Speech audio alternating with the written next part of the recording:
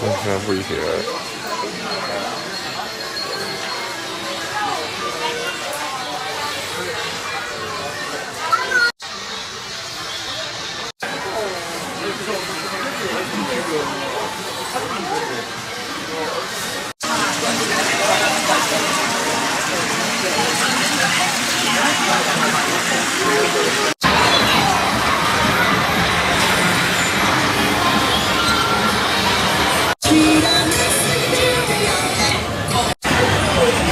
Oh, Mario!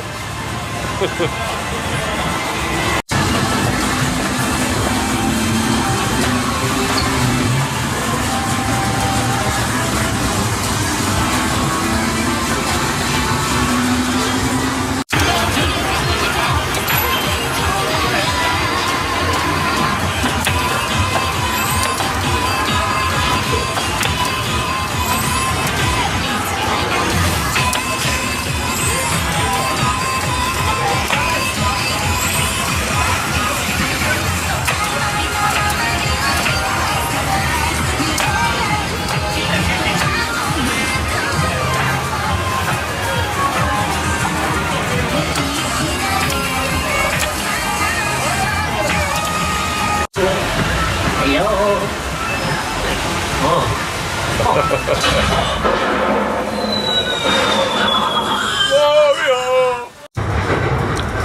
This is a Super Golden Line train for Chiba. The next station is Akihabara. Super potato. I've been here about an hour and a half. My wife is super tolerant. Here's all the Famicom. I'm just starting my adventure into Famicom. And it's really tough. Heads up, it's really tough if you're gonna come here because I thought these symbols were kanji, but apparently they don't match to the name on the label. It's Japanese alphabet versus kanji. I don't know what I'm talking about, so apologize. But I know that a very nice gentleman helped me identify some of the symbols I needed to look for and was able to then find some games. Not even near done shopping. I've only been in the first floor for an hour and a half looking at Famicom.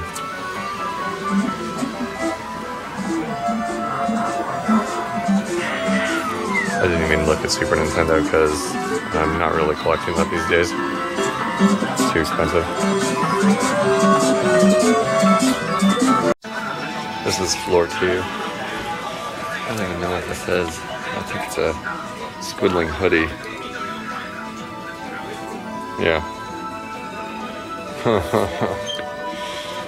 20 yen, $20, roughly $18 maybe. That's neat. Floor 2. This is more like PlayStation, a little more modern than the first floor I was on, which for the record is basically the second floor off the street. This is just overload. Here's Game Boy for Jeremy Parish and Game Boy World. I'm sure these are all very common games. Tempted to get it, but I don't play a lot of Game Boy.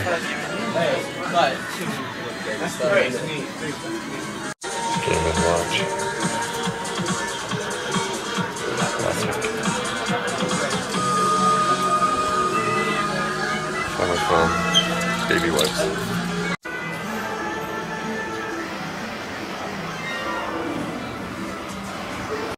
More gaming goodness. Now I'm at Mandrake. Thanks again to Jeremy Parish of Retronauts for recommending this place. These are some just behind a case. But this place is like 7-story nerd heaven. Again, this is called Mandrake. It's very near Super Potato in Akihabara. Like, this is just one floor. This is the game floor. There's like anime and porn or adult entertainment, whatever you want to call it. These are all just everything. I can't even tell you. They're very helpful and nice here. Very friendly, and I'm getting a good basket of goodies going here. Here, let's see it. There's my little Kindle. It's been very helpful on this trip with a Japanese Wi-Fi beacon. Games. What's the best game I got here? Well, the Splurge, I suppose. I'm not too big of a spender. I mean, it might look like that, but is Splatterhouse. I don't know what you call it. It's kind of cutesy Splatterhouse. I don't know what the title is, but that's around $40 American box. They don't have a loose copy because I buy loose copies. And I'm pondering getting a disc system, Famicom disc system, but I'm not committing to that yet because the games are a little funny to buy. I'll give you a look at that.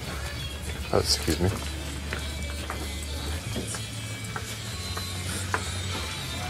Some real browsing footage here.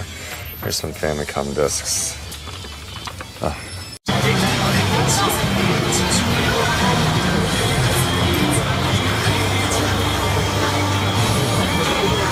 They're like sticking at Sega Gigo.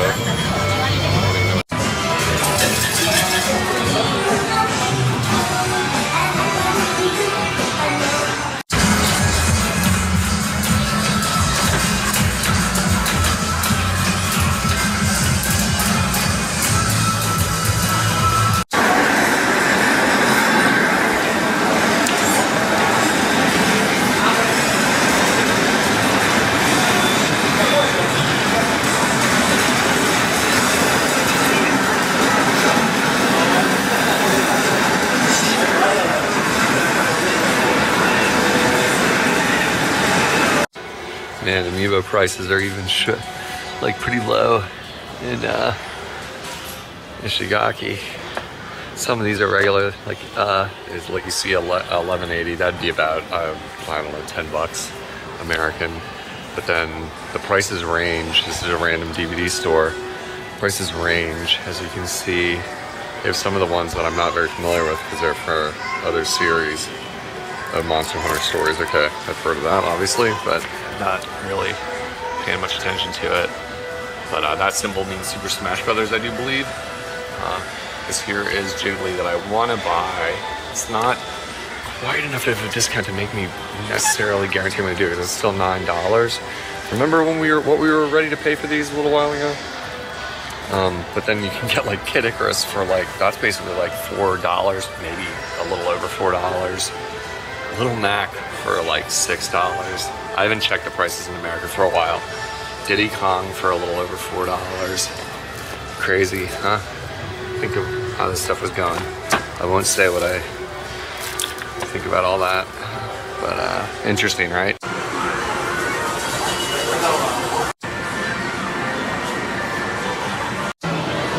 Gotta have like a second of humble brag. My second ever UFO catcher attempt. I got a Splatoon squishy out of this machine. And I think it's kind of hard because I watched two maybe teenagers or young 20-somethings spend a lot of money trying to get one of these guys on the third or fourth row, and I got mine on the second try. You have 2 tries, you go up 1 level, and then you go left, and then it cuts it off. Watch, here you go, someone. She's playing right now.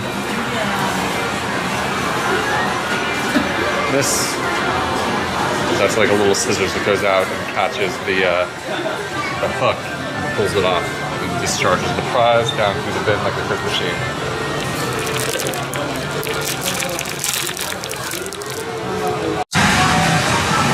Played a lot of Groove Coaster.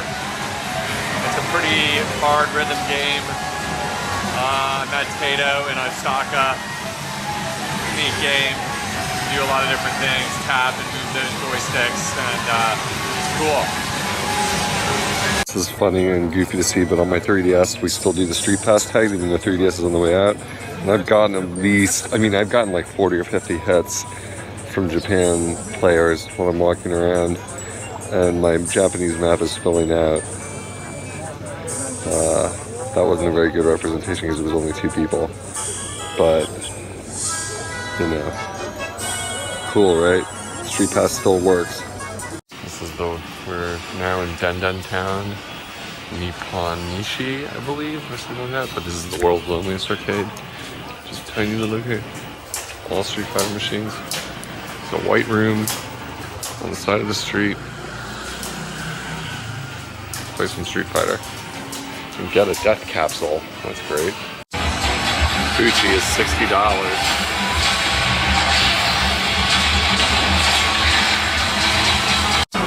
It's not just America. There's the evidence. Not sure, but I think this is the map of where I am, just on the street. 8-bit map. Okay, now we're in Super Potato, Osaka. And this place is nuts. It may be better than the Tokyo Super Potato. It's really, really big.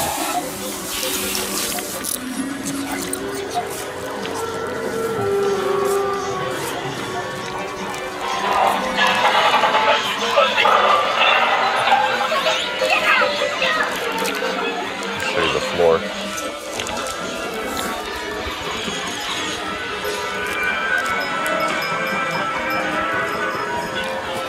Nice climbers.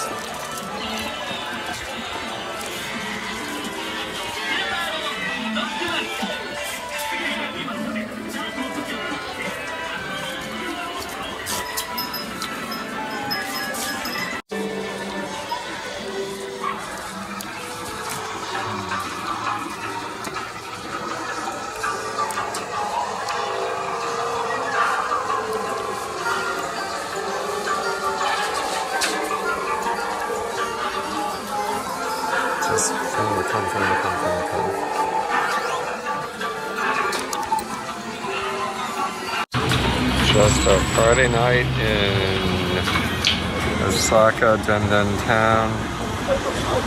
Waiting for Tara.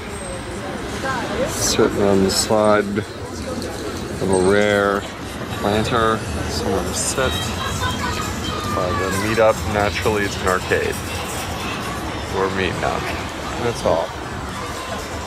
Hey! We are at the Silver Ball arcade in Osaka. Tara's killing it on Lethal Weapon.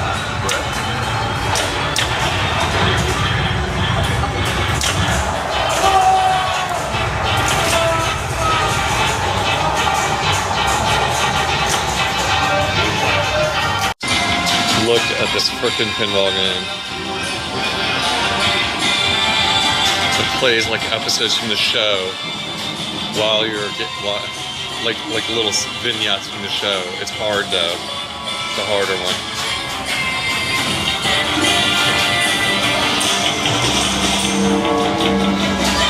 You know, like the eras of Batman. Oh, Batman forever. Gee.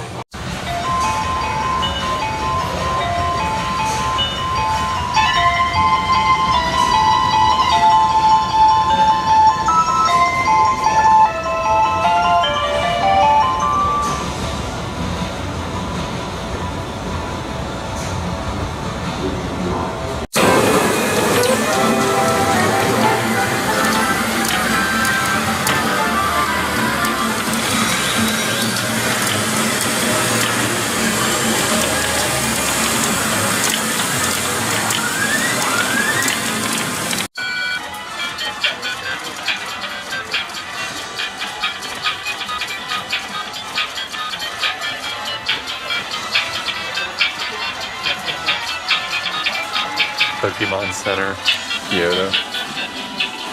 Just beyond. They have Pokemon ladles, for God's sake.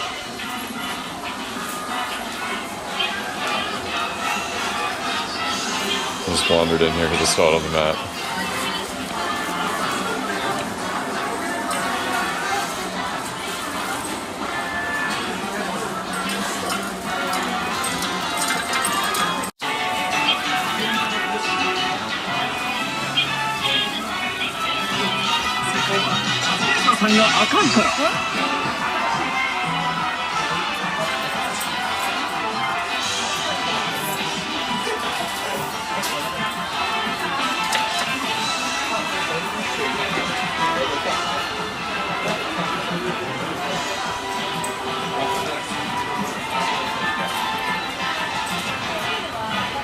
I don't even know what any of this does.